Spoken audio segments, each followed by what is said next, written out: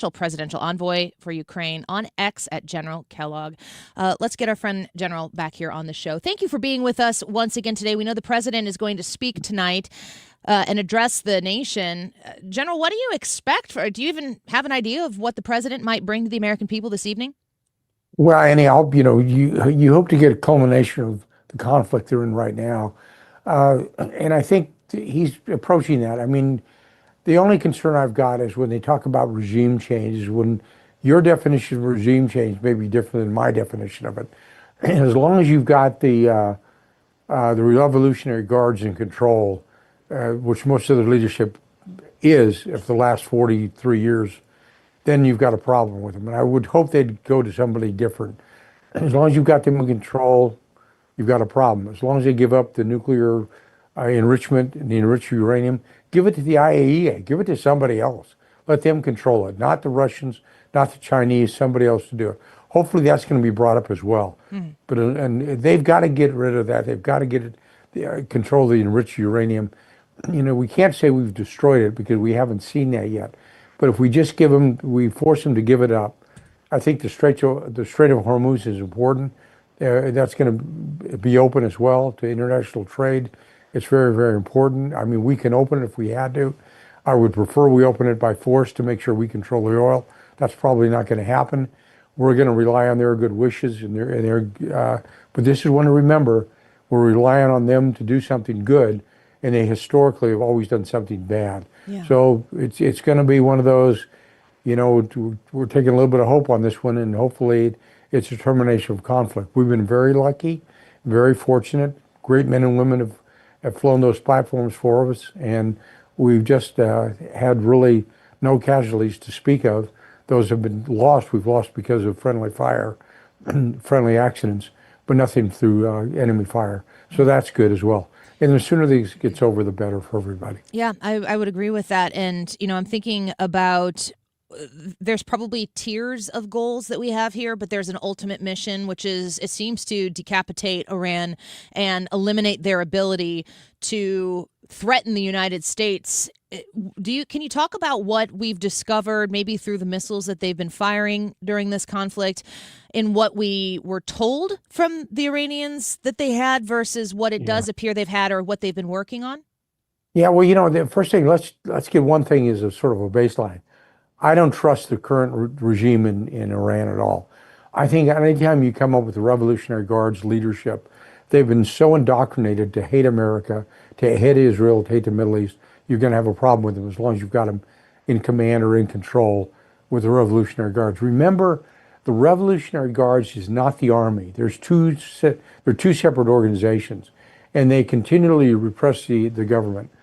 Now, what they've done is they've built systems out there, like missile systems, that reach well beyond the need, like a regional need, that can reach all the way to France, all the way to the UK. And you want to be able to limit them to a certain degree, especially with a government like this, where they're going to go to in the future. But I don't trust them, and I'm just like I don't trust the Russians as well. I've lived through a life where, distrust has been built into me because they haven't been truthful with us. And I think when we do that, if we do that, it's going to be best on hope. And come 3 to 5, 10 years down the line, I hope our grandchildren, our children, don't get involved in this because we took them at their word. If that's the case, we've failed.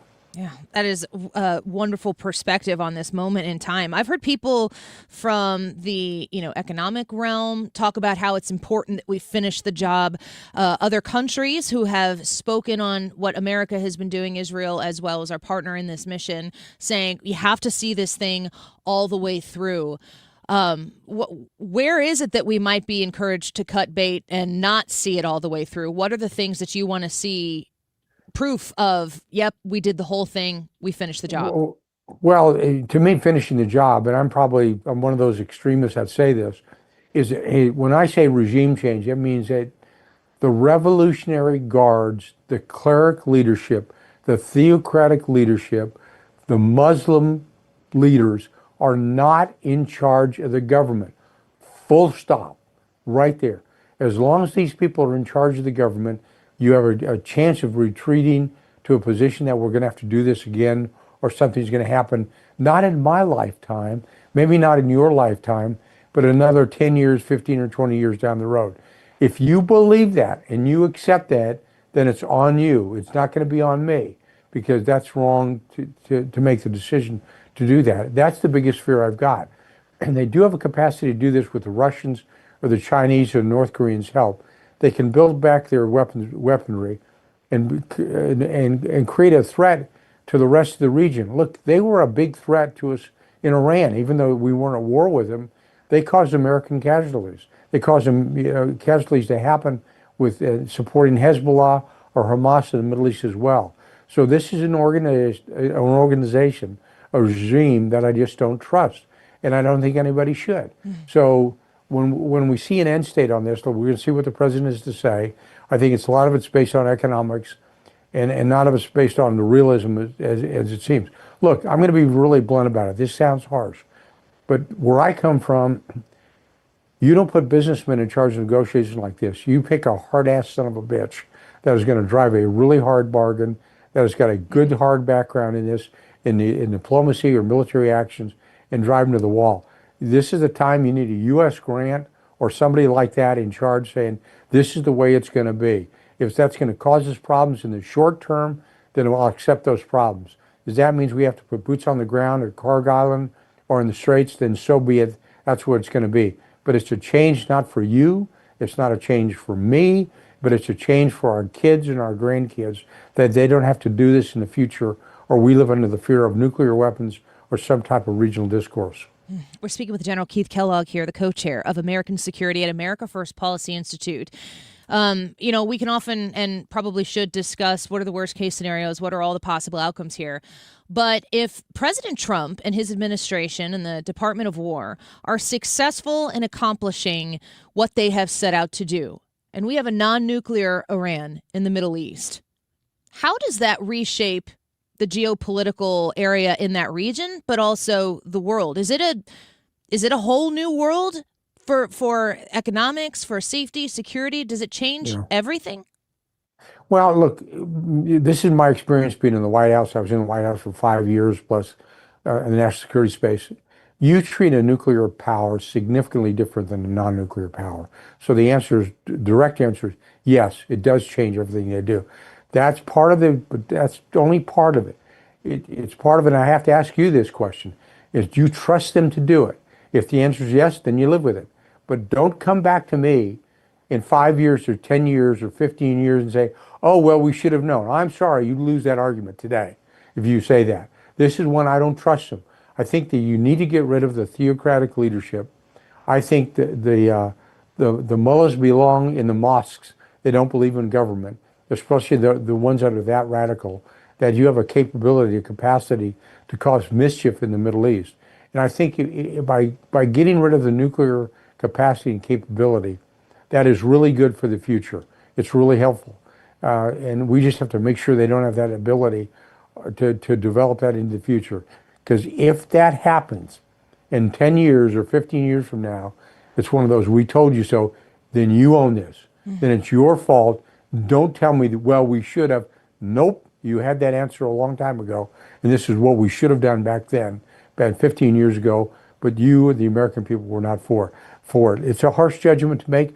I realize the risk involved with this, but it's part of the risk I'm willing to take so my grandkids don't have to do the same thing I did in my lifetime, which is go to war more than once. Yeah. General Kellogg, last question before we let you go. We're so grateful for your time today.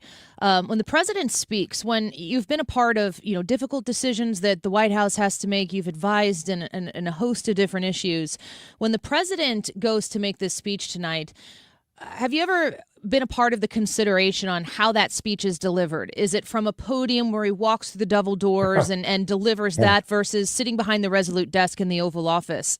What goes into making that decision? Well, that's his person. I do have to laugh because the first time we ever went on a speech with him, there was his speechwriter. I won't give his name because he's a good friend. And I know him, but we prepared a speech and we ended up, he doubled the speech length because he ad-libs a lot. So who knows where he's going to go to.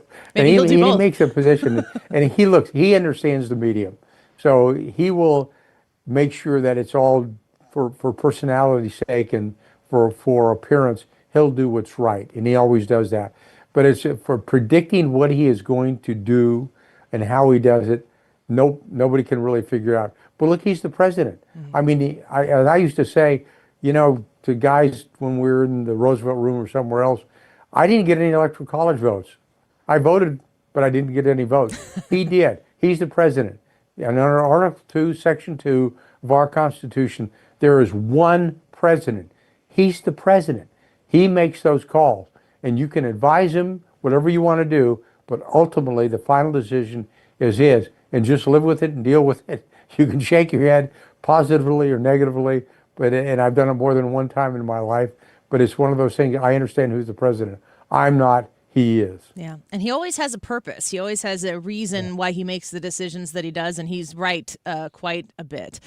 Lieutenant General Keith Kellogg, thank you for the time today. We look forward to following up with you as this story continues. Thanks, Annie. Take care. Bye-bye.